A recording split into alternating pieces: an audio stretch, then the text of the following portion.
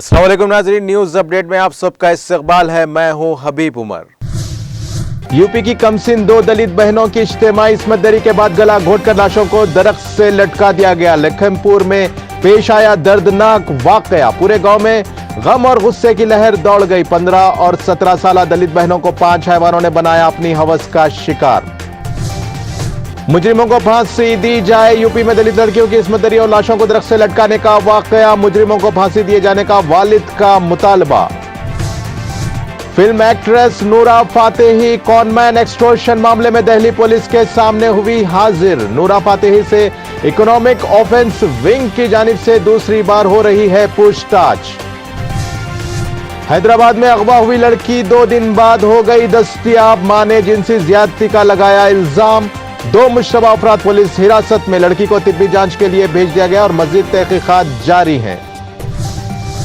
उड़ीसा के एमएलए को जान से मारने की धमकी। नित्यानंद साहू एमएलए को जान से मारने की धमकी के इल्जाम में जाजपुर जिले के एक शख्स को पुलिस ने कर लिया गिरफ्तार।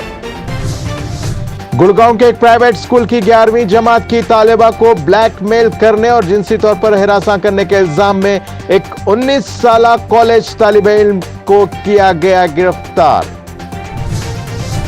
4 गार्ड्स को कत्ल करने वाले सीरियल किलर से जेल के दूसरे कैदियों को हो रहा है खौफ। 18 साल शिव प्रशांत धरवे पर है। 4 सिक्योरिटी गार्ड्स को कत्ल करने का इल्जाम। इस भयानक कैदी को सागर सेंट्रल जेल के आइसोलेशन में कर दिया गया है मुंतकिल। सिकंदराबाद आतिशज़दगी मामला। रूबी प्राइड लग्जरी होटल के 2 मालिकीन समेत 4 अफराद गिरफ्तार। इस हादसे में 8 अफराद हुए थे हलाक और 11 हो गए थे जख्मी। आम आदमी पार्टी पर बीजेपी का एक और हमला। अगर मुझे गिरफ्तार नहीं किया गया तो प्राइम मिनिस्टर को माफी मांगना पड़ेगा, सिसोदिया का करारा जवाब। दिल्ली के भजनपुरा इलाके में सहाफियों और टीचर्स के दरमियान तसादुम। सहाफियों और टीचर्स को आई मामूली चोटें। स्कूल में खबर की शूटिंग के दौरान पेश आया वाकया।